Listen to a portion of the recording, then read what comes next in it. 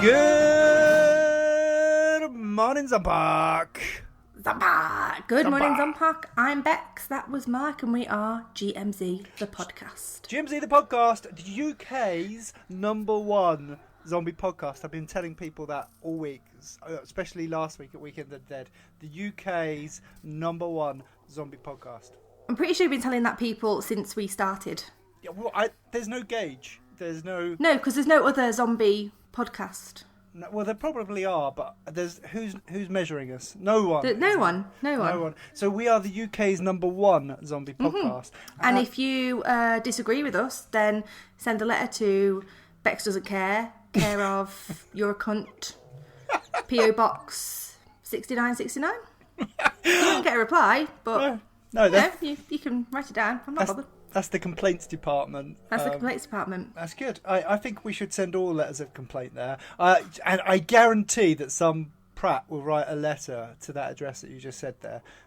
Probably the bot that I accidentally accepted onto the group earlier, to be honest. Oh, we do love a bot on Facebook. I love a bot. Yeah, we do love a bot. They're always trying to sell us either a pyramid scheme, bitcoins, or true love. Yeah. It's funny that, isn't it? You know? Yeah. I love the way they message women randomly, and they say like, "How you doing? I love you so much. You look lonely," and things like that. And I've tried this, when they message me, they say, "Oh, send me this money, and I'm going to come over, and we're going to live happily ever after." And I send them the money, but I never see them again. I'm beginning to think it's me. Maybe they are living happily ever after. And you aren't. Maybe you've only paid enough to get 50% of the happily ever after, and it just so happens it's not your 50%. Oh, that sucks. Maybe you need to pay twice as much. That would solve that. Yeah, 100% sure that solved that. I'm sad now. Oh, don't be sad. Should we tell everybody about last weekend? What did we do? We went to Weekend of the Dead again. We went to Weekend of the Dead, yeah. So I went all the way up to Manchester with my lovely wife and got plastered. Got hammered. Started drinking at 11 o'clock in the morning, didn't we, Bex? Yeah. I didn't and your wife drank steadily. You necked 17 pints in the space of 3 hours.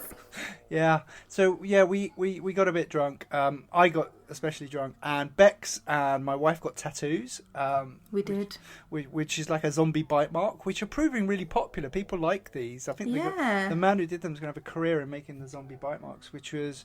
what's his name? Joe K. Worrell, I believe, something like that, isn't it? Yeah, he's on Instagram. He's on Instagram if you want to look him up. And he's awesome. He's a fantastic tattoo artist. I think it's Shrewsbury he's based. Yeah, and he does lots of horror work and gore work and stuff like that. So he does lots of horror-based stuff.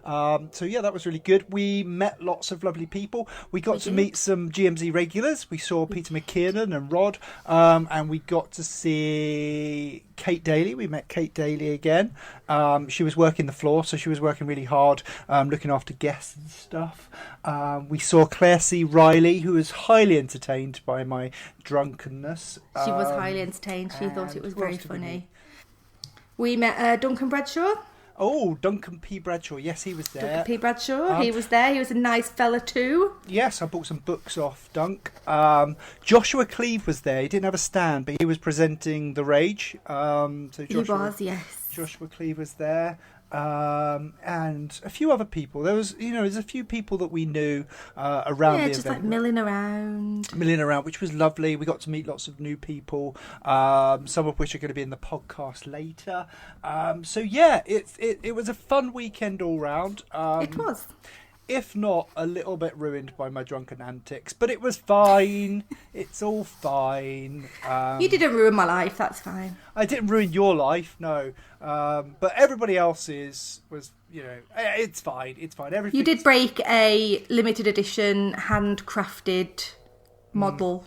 Mould. It was a mould, or one-of-a-kind mould. One of a kind. That could never be repeated, was handed to me. Why you would hand that to me? Even when I'm sober, I'm a fucking idiot. And it was handed to me, and I dropped it, and it broke. Yep. And then I was sheepish for the rest of the weekend. Very sheepish. Very sheepish. But, it's all in... I like awkward moments, but there was way too many. There was like... There was a lot of awkward moments. It's like, I really revel in awkward moments. I really do. I love them, and I know how other people hate them, but inside I'm really just smiling how awkward this is. But I got to a point where I was tired of them. There was too many. I'd created too much of my own drama. But it was fun. We still had fun. It was a fun weekend. We did. So we've got a bunch of stuff coming up on the podcast. We're getting back into our author interviews. We are. I think that's where we're based, isn't it? It's nice to have the movie guys on, the TV guys on, and to talk about films and stuff. But we like the authors. Our heart because is we both read a lot. Yeah, our heart is in the writing, it's in the words, and you can't get the depth of character and the depth of the story on TV or on film. So that's where our heart is. So I think it's getting back to our roots of promoting indie authors, of getting guys who are not struggling, but guys who are not huge big household names, getting them on to talk about their work. So I think that's the heart of GMZ. I am happy with that. Yeah, me too. So in the interest of going a full circle, of coming back round to GMZ's roots, the very beginning, guess who we have this week? Ricky Feet.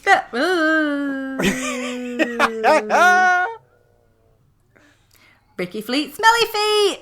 Ricky Fleet, Smelly Feet! He was our first guest or second guest? I can't remember. He was on really, really early, early GMZ days. He was. And I love him. He's such a great guy. He's such a nice guy. He's literally the nicest author in horror. Yes, I agree. I think I can say that. Everybody says the same. No one ever has a bad word to say about Ricky.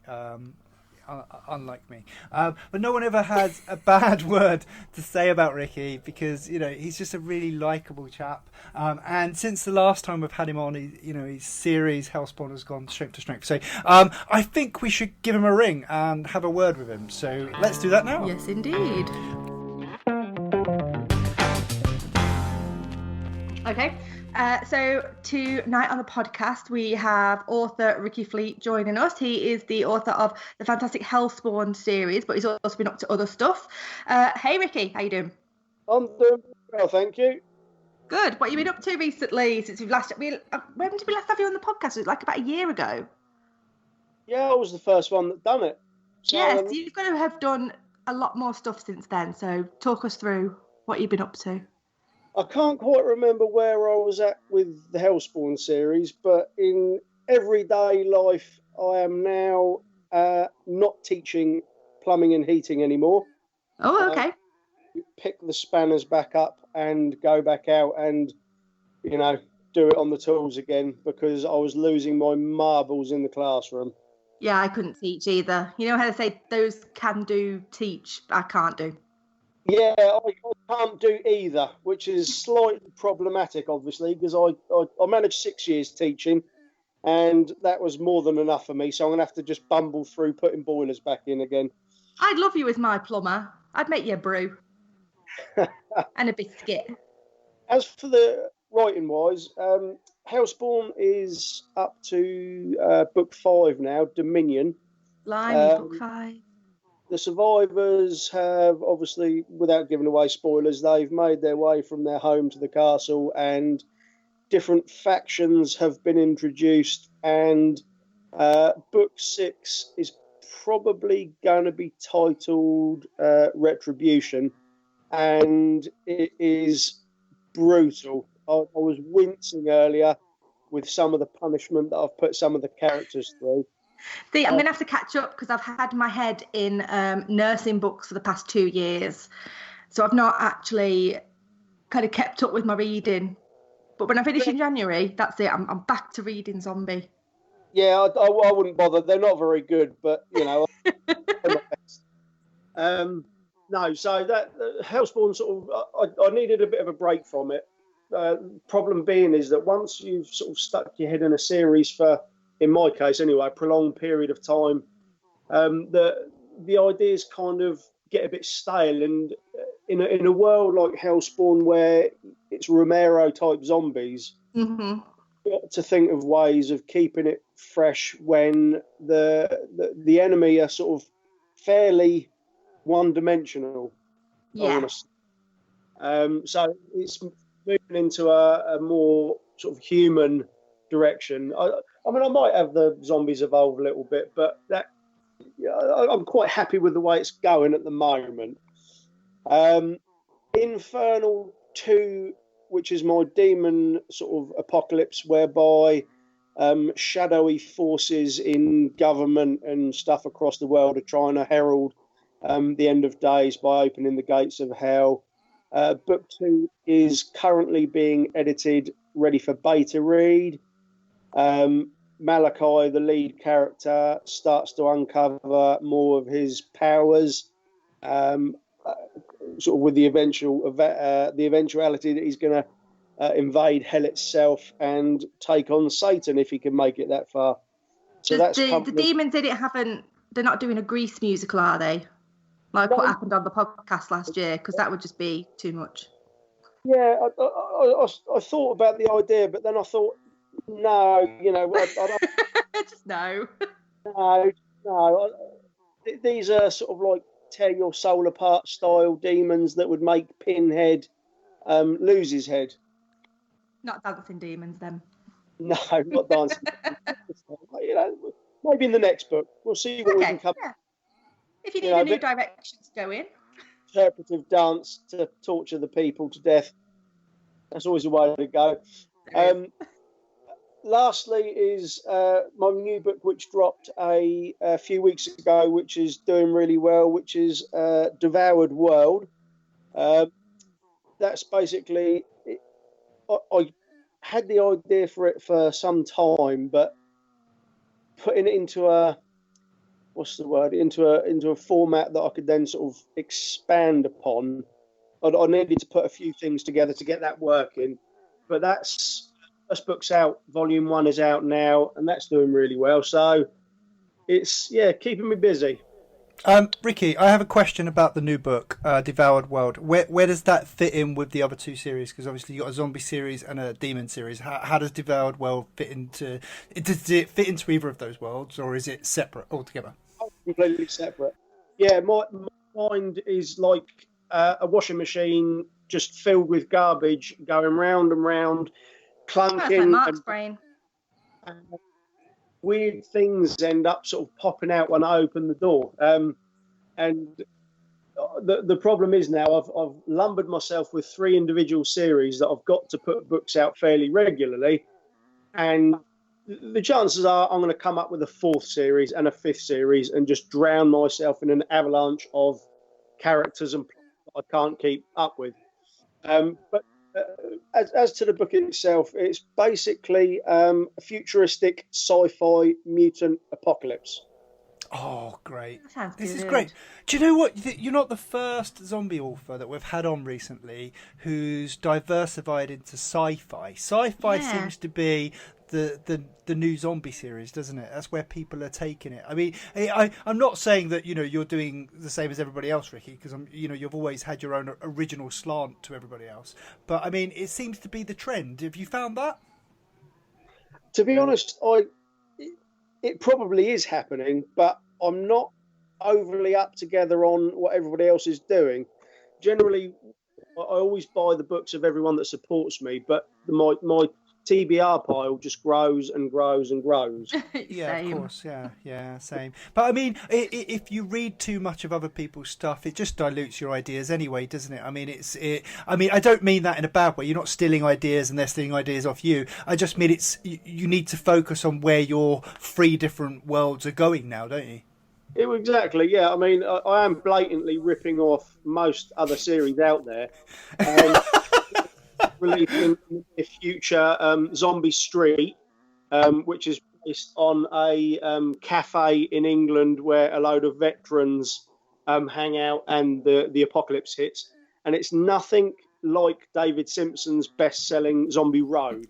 I just want to clear that up. Nothing like that. So Now, if the legal team are listening, it's nothing like that. it is not a copyright infringement. The main character is called Genny, not Gunny. So, Well, that's the thing, isn't it? It's zombie genre. The whole zombie genre. There's only so much you can do with it. There's a lot of stories that are going to be not very similar, but kind of go down a similar path. I think for me, it's kind of all about the characters and how unique the characters are, because the plot's always going to be the same: zombie apocalypse, zombies come and eat you, people die. But it's the importance of the characters and how they're portrayed in the book that kind of makes a book unique. Yeah, absolutely. I mean, I from the offset, I mean, I'm not ex-military. I've got family in the military, but the military side of Hellspawn was always going to take a back seat in general to the sort of the everyday survival, because that's what's always fascinated me. And every time I go into a new place, I'm looking at like how defensible it is, and the ways out, the ways in, and things like that, because I'm kind of messed up in the head. But aren't we all? It is the same. The dead rise or the mutation hits, everyone hides. The zombies take over. The people start to try and make a go of it. They end up in conflict with each other, and it's got to follow that pattern, because it's the only pattern you can really do. But with Devoured World, it's the premise is an alien species sort of sent a load of pods that impact Earth as small meteorites. It's uncovered that they're not meteorites; they are actually pods that open and give us knowledge, seemingly benevolent knowledge, and the world falls over itself to put these things into action. And among them is a cure for pretty much the human condition.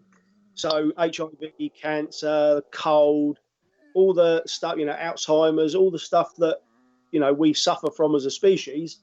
This genetic gift within the pod allows the scientists to create a cure, and everything seems to be going great guns. As with all interstellar species, they are bastards and they stitch us. Those damn bastards. Yeah, you want to put that on the back of the book, mate. That would be it. That's your tagline right there. Yeah, and basically the supposed gift turns out to be a curse. Certain countries didn't buy into the whole benevolence thing. World goes to shit, and the book then picks up sort of 180 years in the future, and the world launched all the nuclear warheads just to try and sort of hold back the tide of the mutation. They were licking their wounds, we were licking our wounds, and we now we're sort of limited to the south coast of England and the east and west coast of America in basically like fortress cities, mechs, futuristic weaponry, all that kind of stuff. And it's basically a similar kind of struggle, but the difference is the aliens are on their way. Humanity's trying to deal with the mutants before the aliens even arrive.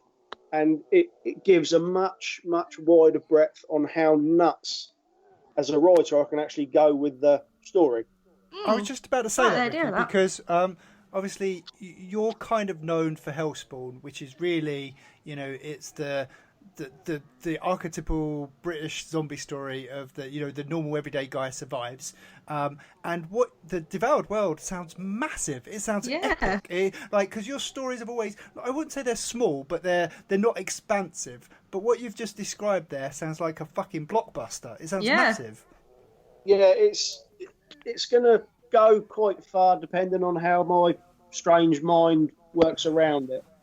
Looking forward to how far it goes. Sounds like how different was it for you to work on that scale? So rather than sort of thinking about one guy's struggle just to get to the next day, or thinking about this worldwide thing, was it a different approach you had to take? In some ways, yeah. I mean, the story itself in book one is fairly limited in the area that's covered. The clones sort of awake, and they go through basic training in one of the cities, and it sort of details the first few days of them being allocated a slot in the new army and all the other bits and pieces. But the story's then going to sort of spread to other cities, other areas. The scavs, which are sort of people that have abandoned the protection of the cities to hide in the wilderness, the Deadlands. It's going to spread into that. The aliens are going to eventually arrive, and there's going to be battles there. And then the chances are, once the technology's been reverse engineered, we're going to see some tit for tat across space. Well, do you know what? I'm fucking sold. I'm buying this book. I was going to say, I am definitely sold on that book. I wouldn't bother. It's not very good. Yeah, well, the description is amazing. I know, yeah. You're proper selling it to us. Yeah, I've basically just stolen the screenplay of Star Wars and added zombies, mutants instead of stormtroopers. Yeah. It does sound really, really good. Princess Lee, Han Polo. The hint, once again, for legal copyright purposes, it is a completely different story. Altogether. I can tell. I think it's going to be an incredible series, and I'm really, really looking forward to reading it. So I'm going to download that tonight. I'm on Kindle right now. There you go. That's one Sal. So what I'm gonna do is I'm gonna put the link in the post in the description for this podcast. I would suggest, everybody knows Ricky Fleet's Hellspawn series. Obviously, get behind this one as well. Jump in and buy this first book because it sounds really, really good. Ricky, we saw you last at GMZ Live in August. Did you enjoy yourself? I had a blast. It was absolutely so much fun. The drive, not so much. No. But that's the joy of British traffic, unfortunately. It is just garbage. It was so good to see everyone at GMZ Live. I really enjoyed myself. I mean, I think we were just so nervous, weren't we, Mark? And then as soon as everyone turned up, it was like, oh, hi. It was like a family party. It was great.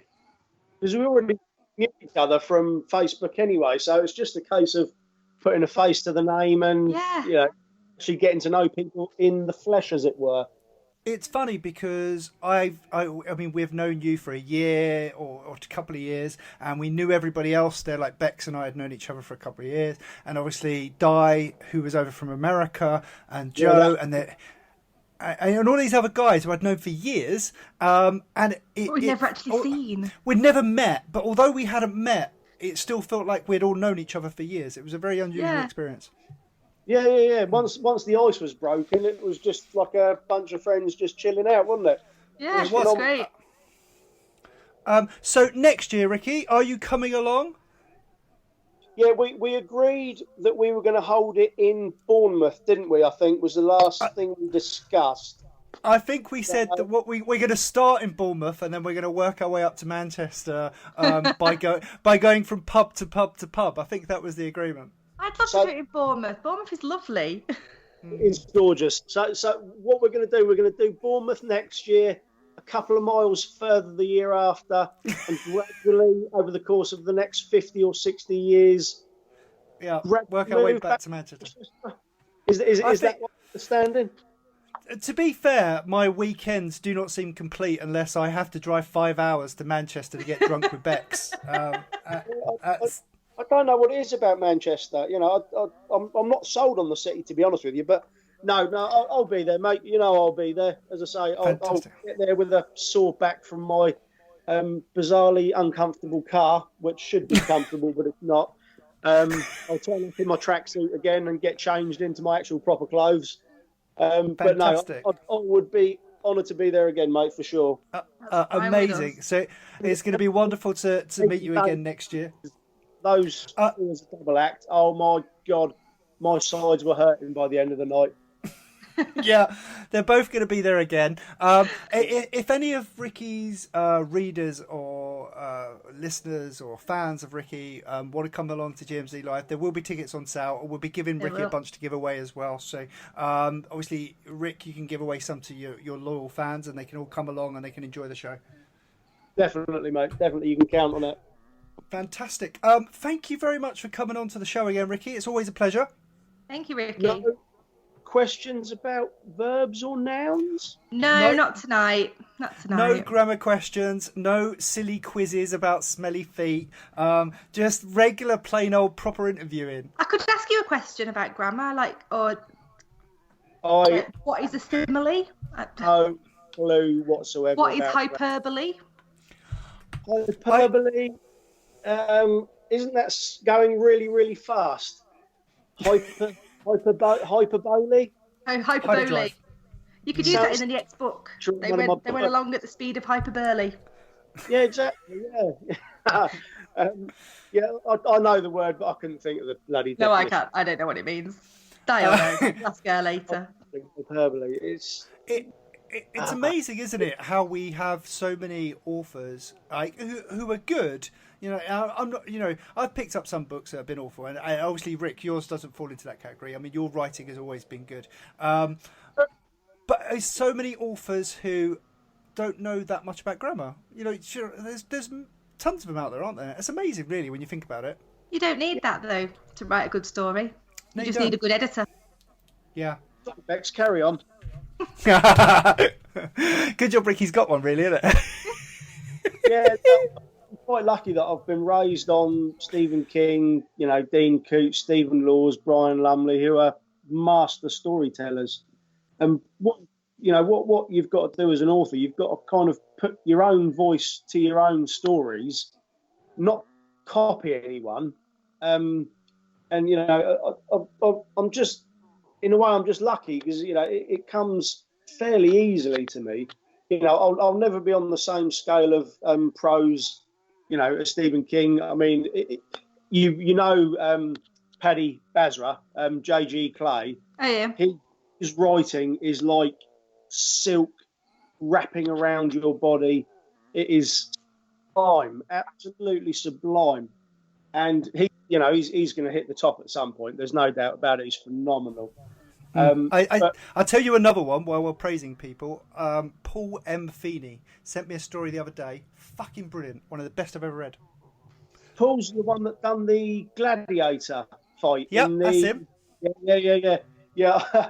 I did a bit of fanboying over him when I friend requested him after reading the Treasure Chest. It was a brilliant story, though. That. Yeah. Was absolutely brilliant. Well, he sent me this one the other day, and it is fucking. Is like you said, it reads like silk. Perfect. Yeah. Some people, you know, I've not got that skill. Maybe I will one day. You know, once I've sort of honed my skills somewhat. But some people are just naturally gifted. You know, the words flow in such a way that, you know, it's just brilliant. And as I say, those two guys are absolutely destined for the top, no doubt about it. Oh, agreed. Totally agree. Ricky, I think you are as well, mate, because not only are you a creative genius, but you're also the nicest guy in all of zombie fiction. I know I say it all the time. I'm going to get you a T-shirt made. But you really are. It's true, isn't it, Bex? It is true. It is. It's so true. We meet a lot of nice people. I managed to hide my awful personality really well. When I get off the phone, I'm going to go and kick a cat. Aww. Just for the listeners, I am not actually going to go and kick a cat. I'm going to just to clarify. See, do you know what? He's even too nice to joke about it. He's too nice to joke about kicking cats. Any police or animal welfare people that are listening, that is not actually going to happen. I'm probably going to go. I do. Yeah, I'm going to go and give my dog a biscuit. Ricky, thank you very much for coming on. Much appreciated. Always a pleasure, Mark and Bex. You take care of yourselves. Take you, care. Ricky. Bye. Bye. Bye.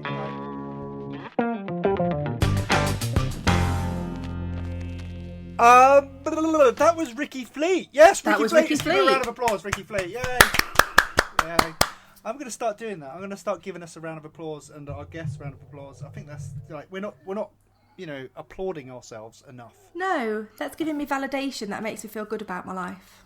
That's right. Sometimes all you need is a fucking round of applause. Round of applause. Everybody give a little clap. Fuck, give us a little clap. Oh, what a lovely clap. No, he's a lovely guy, really nice. Like we said, the nicest guy in the whole of the genre, which is great. I love the sound. And he's got some amazing books out. Devoured World. I love it. It sounds like I've downloaded it. It's on my Kindle. I'm going to have It's some ready of to that. go. I'm going to be reading that tonight. Oh, I love Ricky Fleet.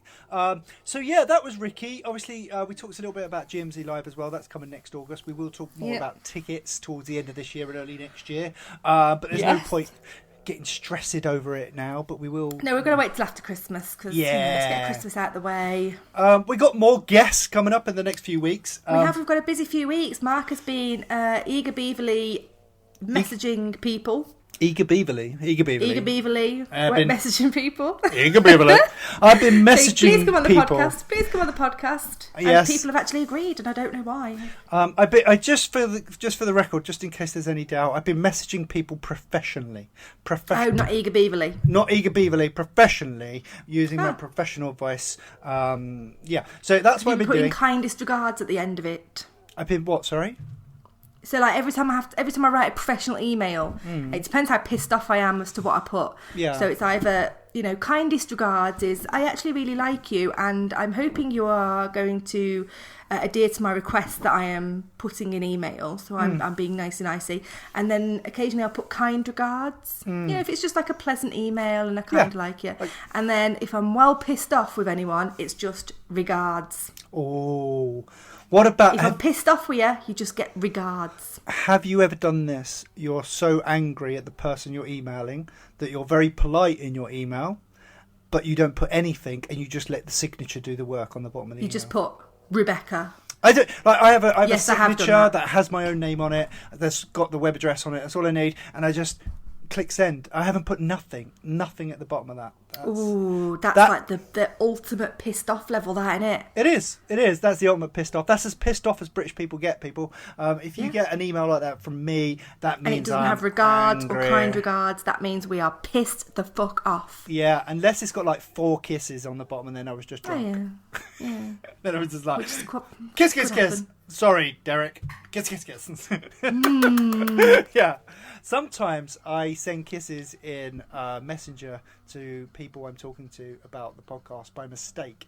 You know how like you send kisses to your husband or wife, and sometimes you're texting someone. Like I did it to Ricky Fleet a little while ago, and I accidentally put a kiss on the bottom, and he said, "Thanks for the kiss, mate," which is nice. Which is lovely. And sometimes I do that. I'm sure I'm not the only one. I can't be the only one who does that. Sure, other people also do that. What else should we talk about, Bex? We've got like 5 minutes or so. Do you want to discuss anything? Is there anything bothering you? Anything at all? Oh, when's the new GMZ story coming out? Because I want to read it. Which GMZ story is that? The love story one. Oh, the love story that I was talking about. That's what the Paul M. Feeney story was. I don't know, if I'm honest. That's the truth on that. I might have to delay it a little bit. I've had a few submissions and not quite enough. So I think that might be delayed a bit until we get some more submissions. That's good to know. Yeah, it will be coming. It's just a little bit further down the line. I've managed to saddle myself with a new project, so it might be fractionally delayed whilst I deal with the new project. Is there anything else you want to talk about, Bex? Anything on a personal level that's bothering you? Do you have any work issues maybe that we could discuss? Anything you're bothering me. What bit by asking these questions like while we're recording, is that bothering you? What work issues have I got to discuss? I don't know anything at all. I've not had any zombies in work. You did have an issue with a sandwich, I believe. I did have an issue with a sandwich. All right, well let's hear it out. You want to hear my sandwich issue? Yeah. I'm still very mad about this sandwich issue. Mm-hmm. So I brought a triple sandwich the other day, and it was really nice. One was chicken salad. Yeah. One was ham and cheese with a little bit of like mustard mayo on it. It was the mustard. Yep, nice. Yeah, and one was a BLT, all in like a triple sandwich from Morrison's, I love a BLT. And it looked well tidy. Nice. So, man, put it in the fridge. carry on about my 14-hour shift. I'd had one 20-minute break in the at lunchtime to scoff something down, and I was looking forward to my sandwich at tea time, but I didn't have a lot of time. I just had to kind of run in the staff room and grab my sandwich to eat it. So I took it out of the fridge, and some bastard had turned the fridge up and frozen my sandwich. Froze your sandwich? They've frozen my sandwich. The chicken was frozen. What type of NHS are we running where we can afford to turn a refrigerator up so much it freezes your sandwich? Exactly. Like, I understand you want a cold drink, but don't freeze people's food. No, I mean, we're paying for this. We're paying this out of our national insurance contributions, has paid for this extra frozen sandwich. This extra electricity that's been used to freeze my bloody sandwich. What about the environment? Exactly. No one's considering the environment. No one's considering anything, so I was very mad. Did you speak to HR? Did you send an email to HR? You should. You should send an email to HR and explain how you've been hurt. Not that you're angry, you're hurt. You're hurt, that's what it is. I didn't have anything to eat. No. And I was hungry. What if you was, helping a patient and you fainted on them and killed them? Exactly. And killed them? Bloody hell. How heavy do you think I am? You're very tall. You're a tall woman. You can faint on them and they could die. They're already frail. They're in hospital. So they could be a small elderly person. You fainted and you squished them and they're gone. That's it. And that was all the fault of that sandwich, that one sandwich. Just because somebody turned the fridge up to 7. Wow. Do you know what? I'm sure our listeners will be equally as angry as you are, because that is a major niggle. I mean, this is a niggle of epic proportions.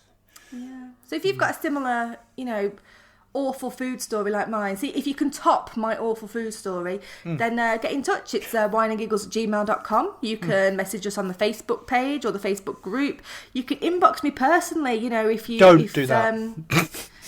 If you want some support with this troubling time, we can support each other through this food crisis. But obviously, we don't want actual crises. More like niggles, major niggles of an elevated proportion. So if it falls in the niggle category, but it's still quite a big one like Bex's, then that's good. But actual crisis, if you're actually starving to death, then we don't. Yeah, we don't want to hear about that. No, I can't do anything about that's really sad. And quite honestly, I'm sad enough without your sad. So you're so supportive to our listeners. I know what they're sad. I've got my own sad. If I answer the phone to someone and they're sad, I just hang up. I haven't got time for that. You've not got time for any more sadness. I haven't. No. That's the problem with sad, isn't it? It spreads like a disease. It's like engulfing you. It's like sometimes I see something really sad and I'm like one of those adverts on TV, and I'm like, Jesus, that's sad. So I turn it over because it's too sad. It's too sad for me. Too sad. I'm not very good with sad. I'm going to leave you to wallow in your sadness. That's wonderful. Thank you for a lovely evening, Bex. As usual, your company has been the highlight of my week. To be fair, it's better to be, this far apart, a few hundred miles apart, rather than sitting next to each other. That feels more comfortable. Yeah, definitely, because we're both awkward as fuck. Yeah. Obviously. Yeah, we like awkward. We do. So it was nice to be apart from you, which was lovely. But it was good to talk to you, and it was lovely to have Ricky Fleet on again. And then next week we're going to have another author, and then there'll be another author, and there'll be another author. And this is all we're going to do. We're just going to talk to authors, find out about what they're writing, what they're up to, and we'll give them a little push, a little promote, and see how it goes. Yeah, we've got a busy few weeks, so I will see you next week. I shall see everybody next week. Bye-bye. Bye. Bye.